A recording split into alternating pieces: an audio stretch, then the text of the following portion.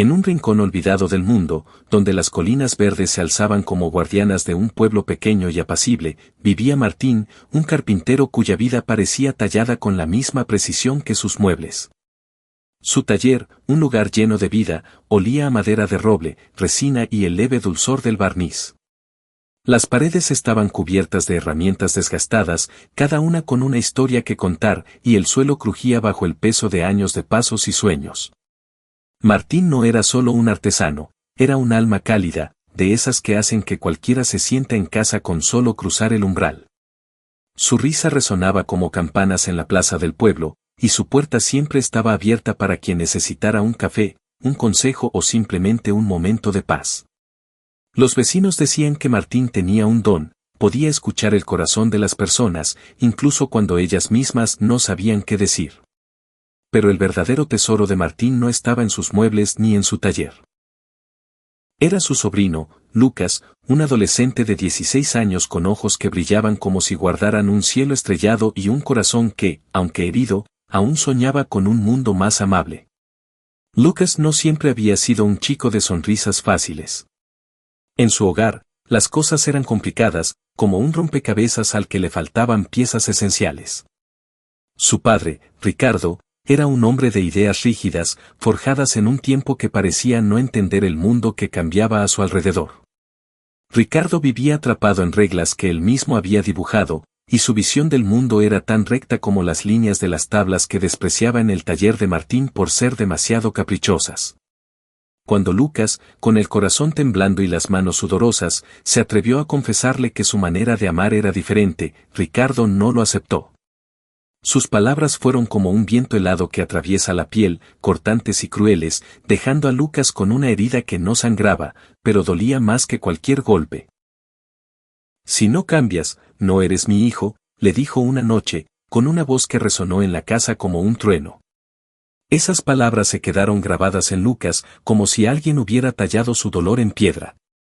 Su madre, Clara, lo amaba profundamente, pero su voz era un susurro atrapado entre el amor por su hijo y el miedo a desafiar a su esposo. La casa, que debería haber sido un refugio, se convirtió en un laberinto de silencios y miradas esquivas, donde Lucas se sentía como un extraño, como un pájaro que no encontraba su rama. Martín, el hermano menor de Ricardo, era todo lo opuesto. Mientras Ricardo vivía en líneas rectas y normas estrictas, Martín veía el mundo como una pieza de madera en bruto, llena de posibilidades, con nudos y curvas que la hacían única. Desde que Lucas era pequeño, Martín había sido su faro. Recordaba cuando Lucas, con apenas 5 años, se sentaba en sus rodillas en el taller, fascinado por cómo las virutas de madera caían como nieve mientras Martín tallaba. Juntos, iban al río a pescar, aunque Lucas siempre insistía en devolver los peces al agua, diciendo que los peces también tienen sueños.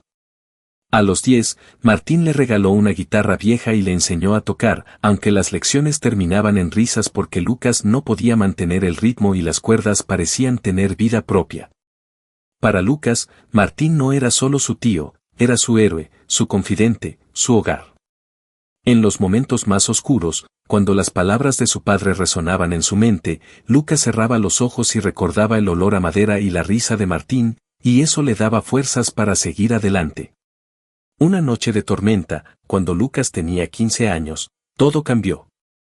Ricardo, en un arranque de furia, le gritó a Lucas que no quería verlo más y no arreglaba quién era.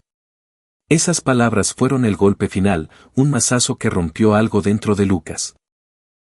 Con el corazón roto y los ojos llenos de lágrimas, tomó una mochila, metió un par de camisetas, su cuaderno favorito donde escribía sus pensamientos, y salió al frío de la noche. La lluvia caía como si el cielo llorara con él, y el viento le azotaba el rostro, pero Lucas caminó sin mirar atrás. Sus pasos lo llevaron al taller de Martín, donde una luz cálida brillaba en la ventana como un faro en la oscuridad.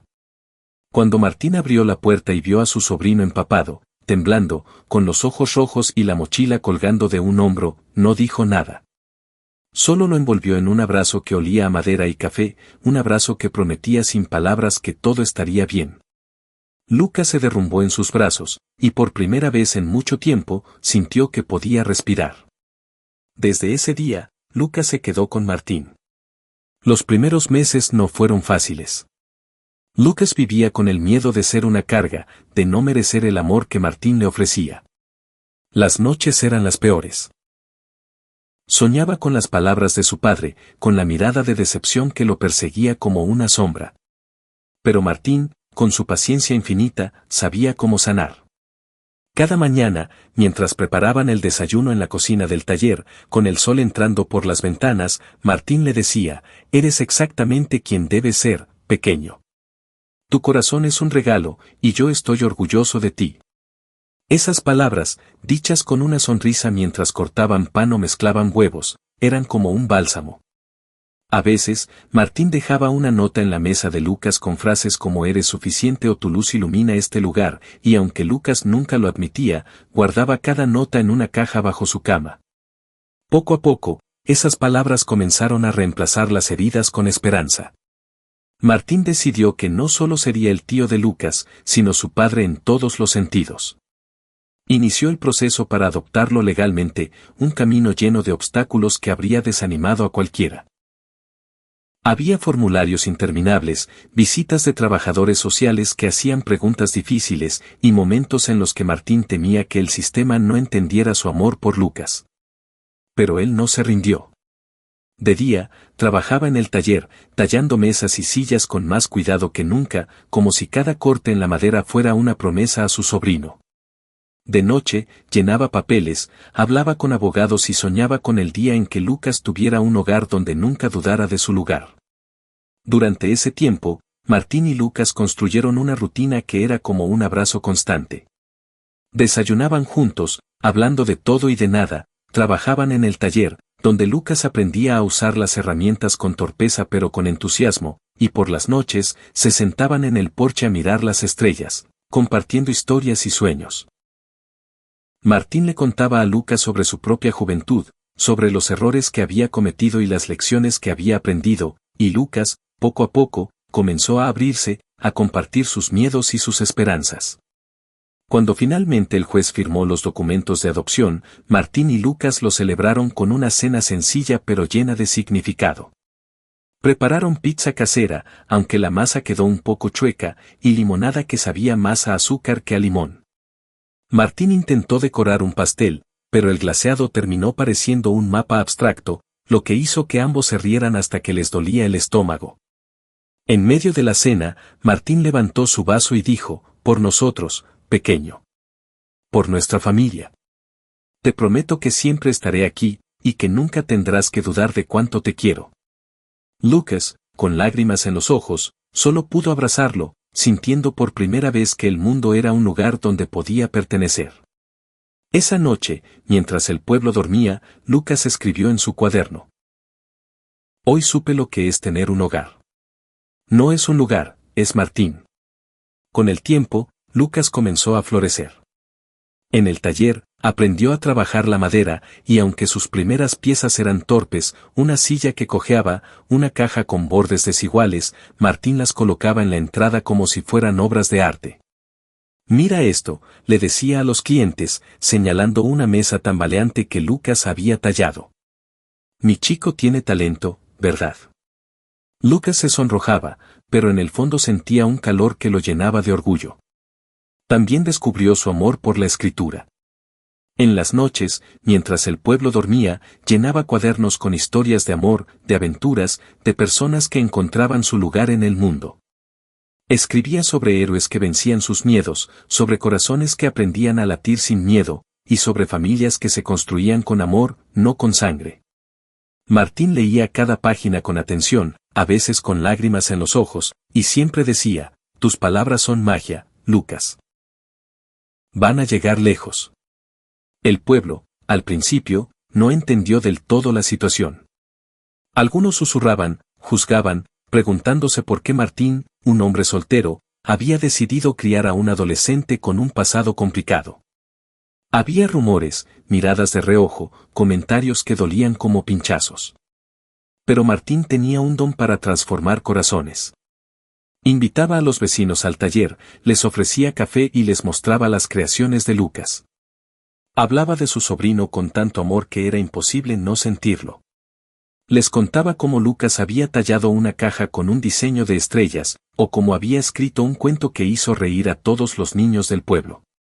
Poco a poco, los susurros se convirtieron en sonrisas.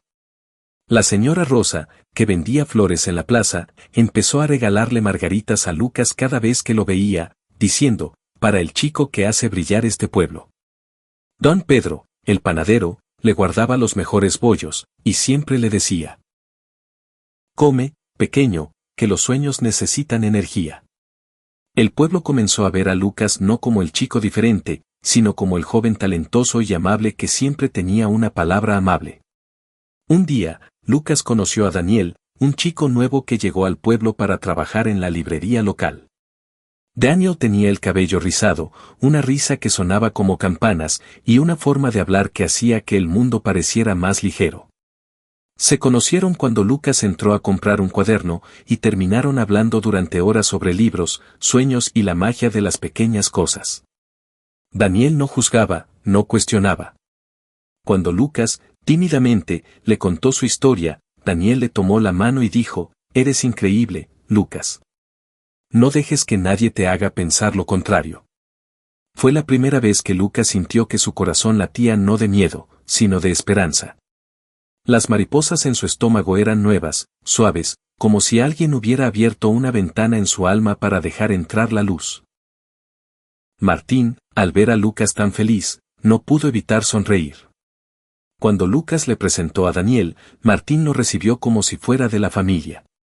Los tres pasaron tardes juntos en el taller, riendo, compartiendo historias y soñando con el futuro. Daniel traía libros de la librería, y los tres se sentaban en el porche a leer en voz alta, a veces riendo hasta las lágrimas con las historias más absurdas, a veces quedándose en silencio ante las más profundas. Martín le decía a Lucas: el amor es lo que nos hace humanos, pequeño. No importa cómo sea, solo importa que sea de verdad. Y Lucas, por primera vez, sintió que podía amar sin miedo. Los años pasaron, y Lucas se convirtió en un joven fuerte y seguro.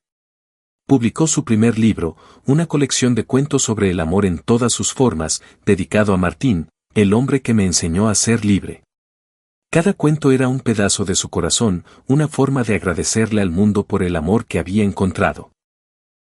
El día del lanzamiento, el pueblo entero se reunió en la librería de Daniel.